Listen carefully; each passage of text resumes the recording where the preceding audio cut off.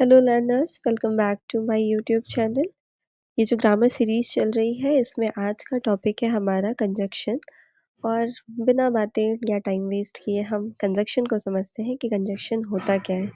Definition देखते हैं। A conjunction is a word that joins two word, two phrases और two sentences. Normal भाषा में समझें तो कंजक्शन एक ऐसा वर्ड है जो दो वर्ड, दो फ्रेजेस या दो सेंटेंसेस को आपस में जोड़ता है। इसे हम इंग्लिश ग्रामर का ग्लू भी कह सकते हैं, क्योंकि ये जो है ये दो वर्ड्स या दो फ्रेजेस या दो सेंटेंसेस को क्या करता है, जोड़ने का काम करता है। ठीक। इसके बेसिकली तीन मेन टाइप्स होते हैं। सबसे पहला हम समझते हैं कोऑर्डिनेटिंग कंजक्शंस। कोऑर्डिनेटिंग कंजक्शंस को हम पहले डेफिनेशन देखते हैं। दीज जॉइन वर्ड्स और sentences that are of equal importance. The main coordinating conjunctions are and, but, or not, for, so, yet. We are remember these as fanboys. Coordinating conjunctions, इनको हम equal importance वाले बोल सकते हैं। ये उन दो सेंटेंसेस या वर्ड्स को जोड़ता है जो बराबर की अहमियत, बराबर की इम्पोर्टेंस रखते हैं। और इन्हें याद रखने के लिए सबसे बेस्ट तरीका है फैन बॉयज़। फैन बॉयज़ का ही फुल फॉर्म होता है फॉर, एंड, नॉर, बट, और, येट, सो। ओके। नेक्स्ट हम कोऑर्डिनेटिंग कंजक्शंस को सेंटेंसेस में यूज़ करके देखते हैं। Ram and Shyam are brothers. Okay. Ram और श्याम जो है ब्रदर है, और जो वर्ड है एंड यानी वो कंजक्शन है। आई वॉन्टेड टू प्ले, ये एक अलग सेंटेंस है। इट वॉज रेनिंग, ये एक अलग सेंटेंस है, और इसको किसने जोड़ दिया है, बट ने। I want to play but it was raining. You can have tea और coffee. Okay. She was tired, so she slept early. ठीक। नेक्स्ट हम समझते हैं सबऑर्डिनेटिंग कंजक्शंस को। सबऑर्डिनेटिंग कंजक्शन की डेफिनेशन देखते हैं। These joins a main clause with a dependent clause, the dependent clause can not stand alone. Subordinating conjunction को हम डिपेंडेंट वाले कंजक्शंस बोल सकते हैं। ये एक मेन सेंटेंस को एक ऐसे सेंटेंस से जोड़ता है जो अकेले पूरा मतलब नहीं निकालता। ओके।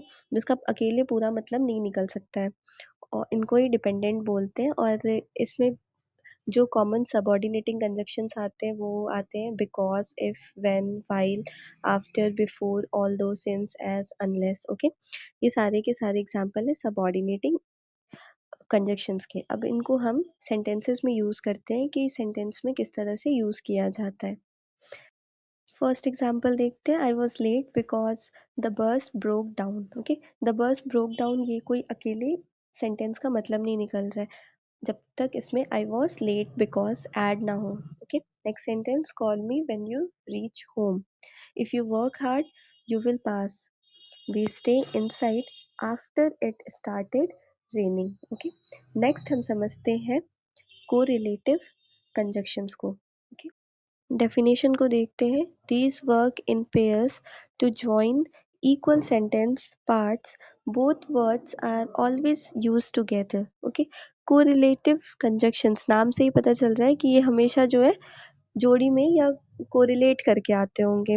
ये हमेशा पेयर्स में आते हैं और इन्हें अलग अलग यूज़ नहीं किया जा सकता है। जैसे कॉमन पेयर्स को देख लेते हैं।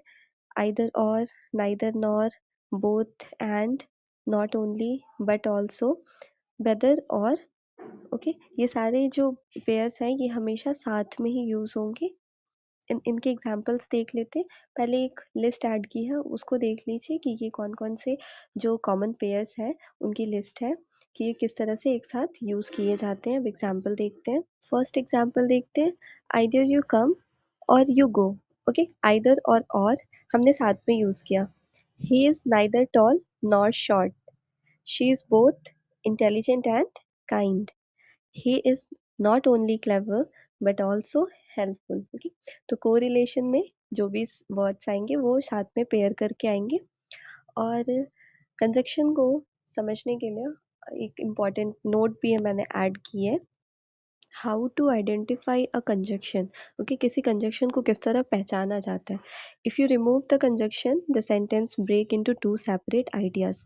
अगर हम किसी सेंटेंसेस को ब्रेक करते हैं कंजक्शन हटाकर किसी सेंटेंसेस को ब्रेक करते हैं तो वो एक अलग-अलग आइडियाज़ बन जाते हैं, अलग-अलग सेंटेंस बन जाते हैं।